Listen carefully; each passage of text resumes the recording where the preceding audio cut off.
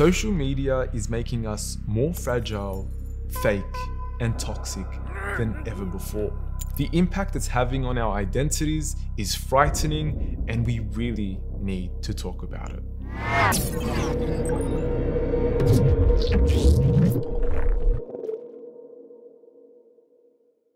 Let's talk. On any given day, we're exposed to hundreds and thousands of profiles. We observe their lifestyles, activities, fashion choices, senses of humor, and even their opinions, beliefs, and moral stances. And amidst this online sea of 4.5 billion people, we all long for acceptance and are vulnerable to their validation in one form or another. And this is having a lasting impact on our identities and who we are. How? Well, it all comes down to the way social media works. You see, to build a successful profile or identity on social media, you need to gain likes, shares, and engagement. This is generally achieved by appeasing to what your online audience of friends and followers finds popular, and also conforming to what the algorithm wants. For example, if X is popular, you must promote X. Women's rights are important. They actually are. They are. It's just an example. In doing so, your audience will reward you with likes and shares and comments, while the algorithm will further your engagement and push you onto the news feeds and timelines of others, all of which releases dopamine in your brain and biologically motivates you to continue the process again and again. Women's rights are very important. They are extremely important and dear to me. You get the point. Now, this entire cycle pretty much creates echo chambers online, where people keep posting content that is popular amongst their circle, which pleases their audiences and the algorithm. Now, this of course is nothing wrong when it's delivering you good quality content like OnPath Network and others, but the issue arises when it begins to deliver content that's actually harmful. I mean, the algorithm doesn't care if what you're posting is beneficial or increases people's spiritual or moral fulfillment. It doesn't even care where you stand on the side of a conversation. You could be on the right or the left. It doesn't matter.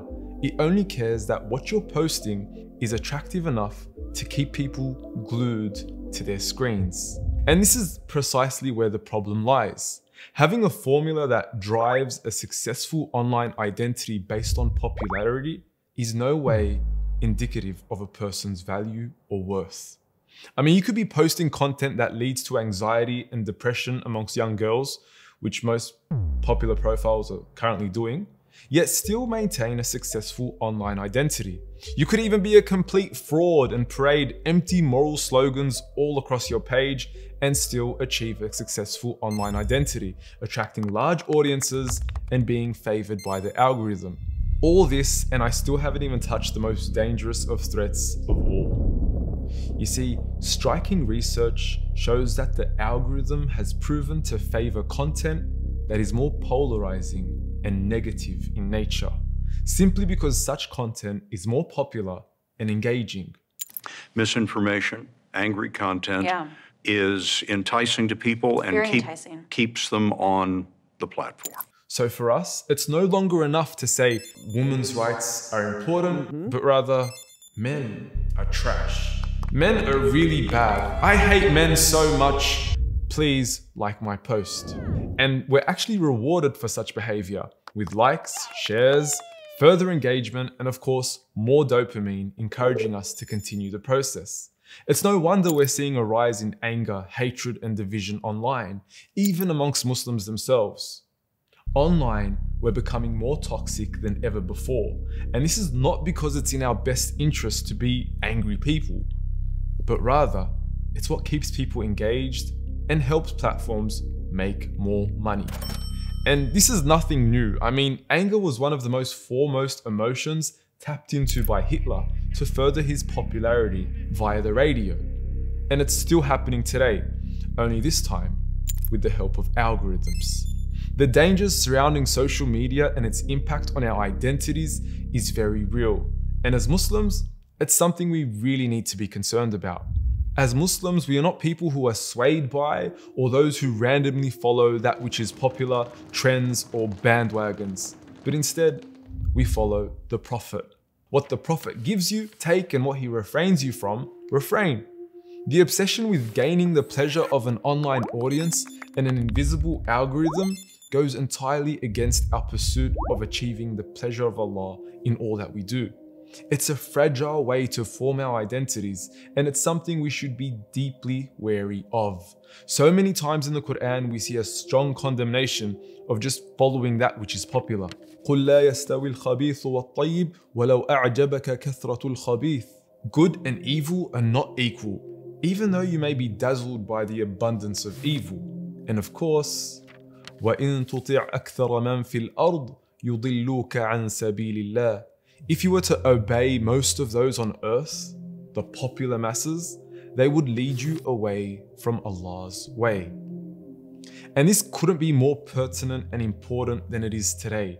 I mean, today, in the age of feeling, and I would say that our age is the age of feeling, where people's unrestrained desires and feelings define the popular way in which society determines right from wrong, we should be very concerned.